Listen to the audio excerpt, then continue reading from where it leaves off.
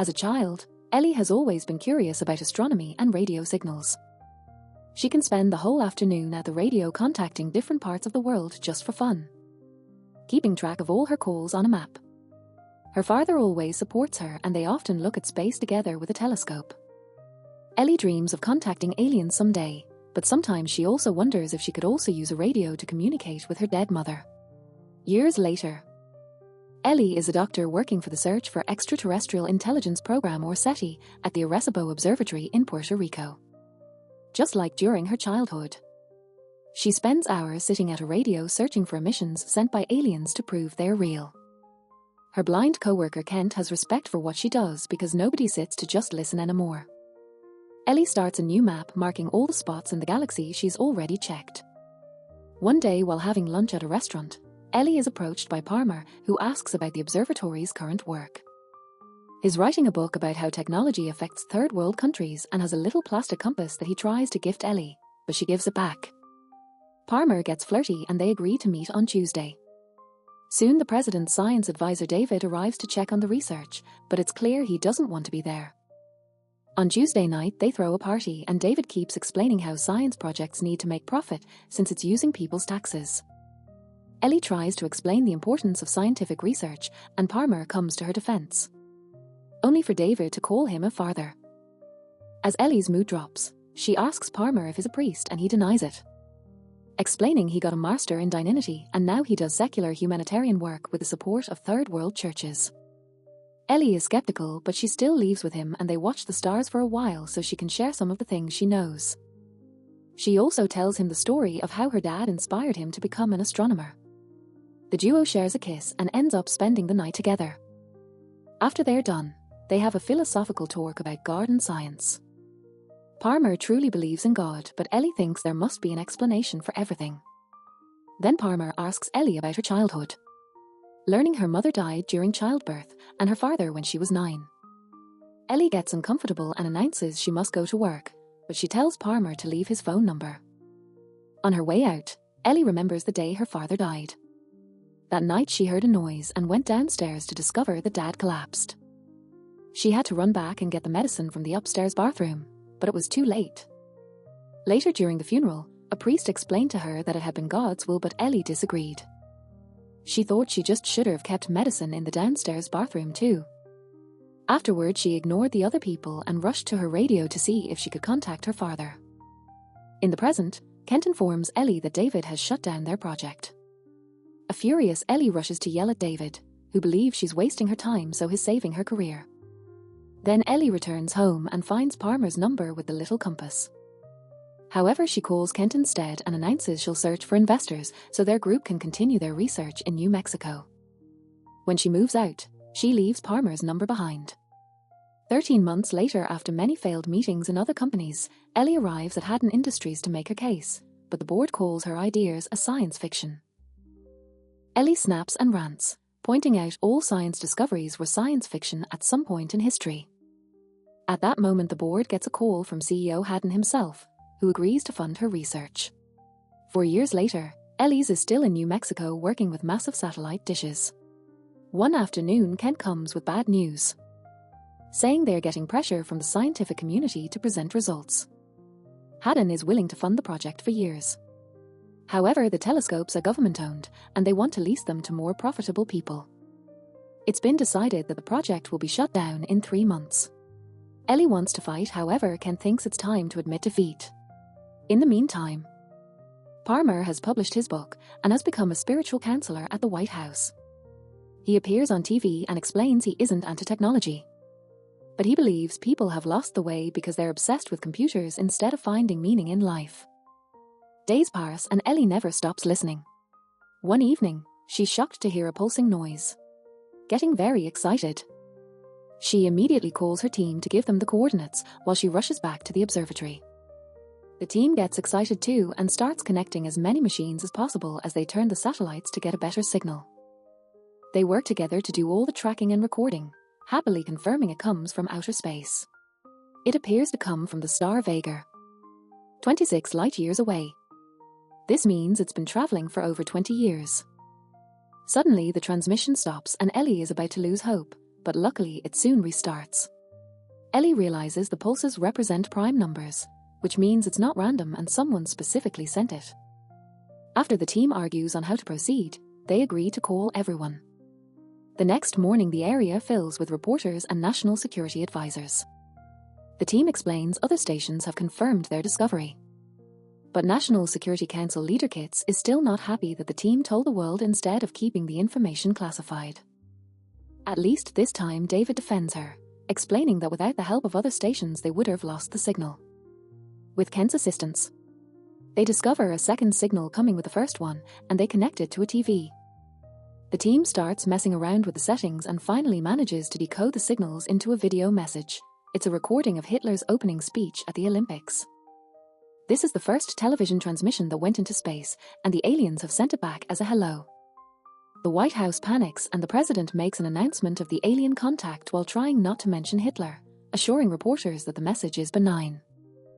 Ellie gets ready to talk in public, however David is called as the leader of the investigation instead. Meanwhile, Ken continues to analyze the signal and realizes it has structure.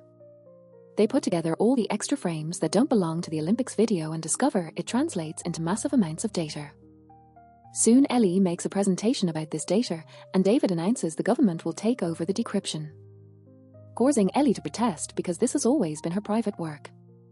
White House official Rachel allows Ellie to keep control of the investigation, but all progress must always be privately discussed with the government first before making any public announcements. Soon media all over the world is talking about this discovery. Neo-Nazi protesters take over the streets while religious attendance is on the rise. Health organizations are also worried that mass self-deletion may become a big problem because some cults have already started to die. As everyone on TV starts arguing science versus religion. Thousands of people camp outside the facility in New Mexico. Some are just praying, others are just watching, but many are also protesting. Ellie is shocked to see a shady organization is offering UFO abduction insurance. At least most people are having fun, but she worries about a religious fanatic named Joseph who keeps inspiring hate. 3 weeks after the discovery, Ellie goes home to find an email from an unknown sender. The text says, "Take me to your leader," and Ellie replies, "Who are you?" The answer quickly comes saying, "I've got a secret," and showing part of the alien message. As Ellie gets angry over a potential hacker, she gets a phone call and fax for a special appointment. Moments later, a helicopter drops Ellie at the airport, and she enters a private plane to meet Haddon, the man who funded her research and sent those emails. He lives in that plane and considers Ellie one of his most valuable investments, which is why he researched her.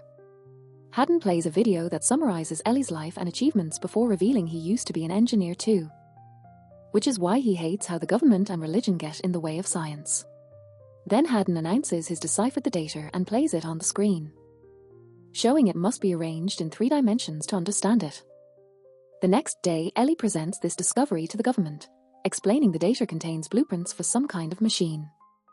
Since they can't tell what the machine is for, an argument ensues to decide if building it or not, since it could be dangerous. The subject of God keeps coming up, and Ellie is shocked to see Palmer arrive, saying they should find a middle point. The argument is interrupted by the arrival of the president, who hears everyone out. That night a party is thrown to celebrate this progress, and many protesters gather outside, including Joseph.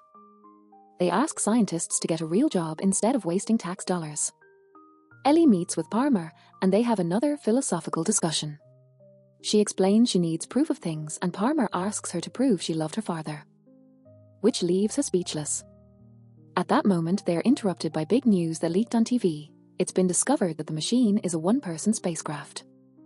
An emergency meeting is held at the White House, and they agree to build the machine. So the president will contact other nations to spread the risk and cost. A selection committee is formed and Palmer is in it. They'll interview a bunch of candidates to decide who gets to travel in the machine. To Ellie's shock, David resigns as science advisor so he can be a candidate too. Soon media starts discussing how much this whole project will cost the country and who is worth of making such a trip. There's a lot of controversy surrounding the 10 final candidates because 1/3 are American, and Japan doesn't volunteer anyone in exchange for a systems integration subcontract. Ellie appears on TV saying the traveler should understand the language of the message and that she doesn't think the aliens would send them something that doesn't work, so it shouldn't be dangerous. This doesn't stop the top astronaut on the list from withdrawing his candidacy when his scared children ask him to. Later, Ellie meets with Palmer and explains that due to time dilation, the person will only spend 4 years in the ship, but 50 years will have passed on Earth.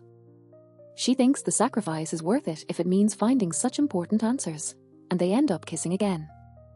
On the day of the candidate interviews, Ellie does incredibly well, and the committee is ready to finish.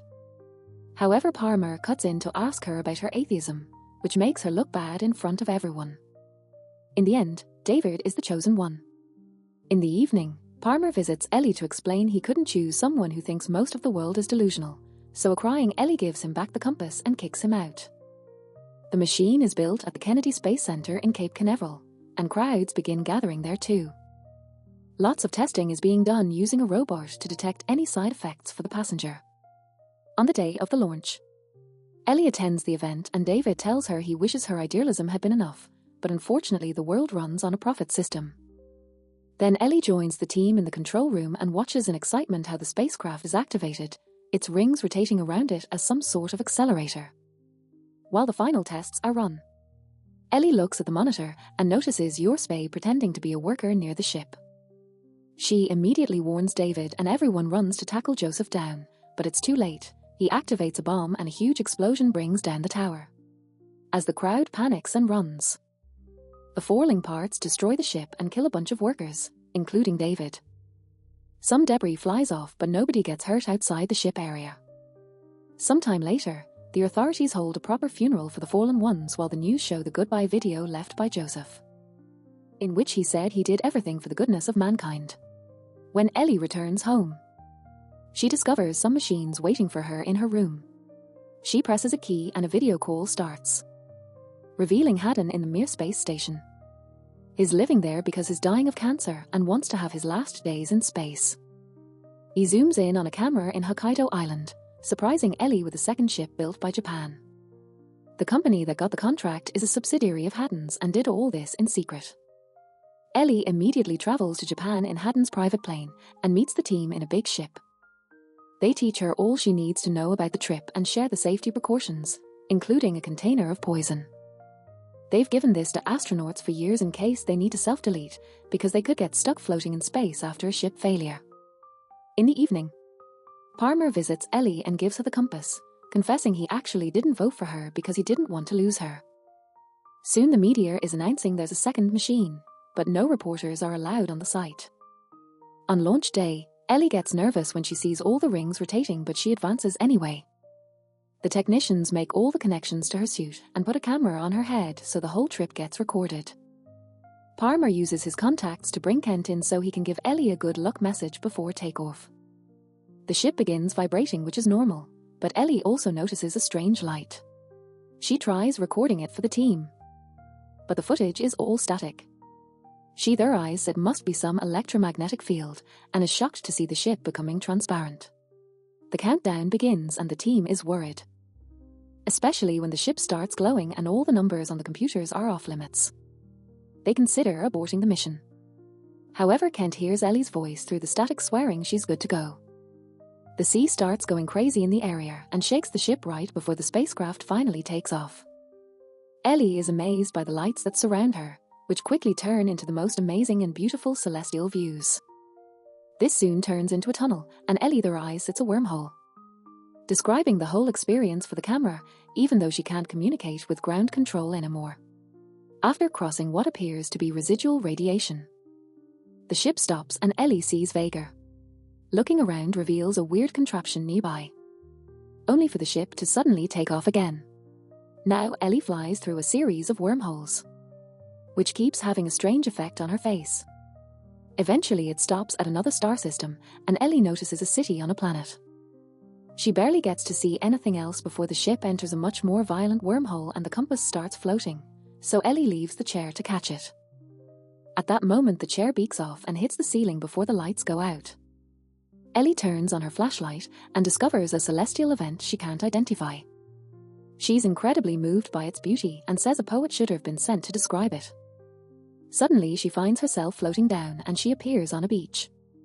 This place is also beautiful and looks like a drawing she made as a child.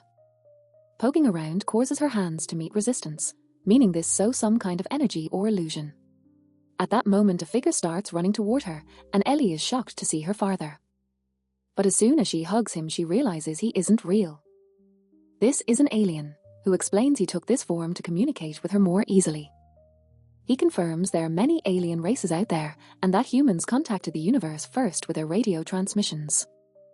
The travel system Ellie used wasn't built by his people, it was made by an unknown entity. The aliens watched humans and agreed they were worthy. So they sent them the blueprints as a first step for humanity to join the rest of the universe. After he says goodbye, Ellie watches a beautiful meteor shower appear in the sky. A light suddenly shines too brightly, and Ellie finds herself back in the ship, which is landing back in the Japanese Sea. The team panics and contacts Ellie, saying there was a malfunction and the ship never left. After Ellie is rescued, she shares her whole experience. But the camera only recorded static. She swears it's all true, however Kit shows her a recording of the ship falling in seconds. The next day, the president gives a speech saying this is only a misstep, but soon the other nations are getting into legal disputes. The meteor is full of criticism and conspiracy theories, especially when Kit steps down from his advisor position. Afterward, a congressional committee led by Kit interrogates Ellie, who points out a wormhole can explain what happened. Time dilation could have made 1 second on Earth equal 18 hours out in space. Kit immediately calls her out because wormholes are just a theory and drops a big bomb. Haddon has died and it's believed this whole deal had been a hoax organized by him. Ellie cries as she begs people to believe her story, shocking herself by requesting them to have faith since she has no evidence. Her speech about awe, humility, and hope inspires Palmer, but the committee concludes her story is also a hoax. On her way out, Palmer joins Ellie in front of the cameras and a huge crowd, telling the world he believes her. Meanwhile, in secret, Rachel tells Kit that Ellie's camera recorded 18 hours of static. 18 months later, Ellie is working at a new base with extra radars, since now SETI has enough funding to keep going. Kids visit the base during school trips, and Ellie teaches them they must seek their own answers.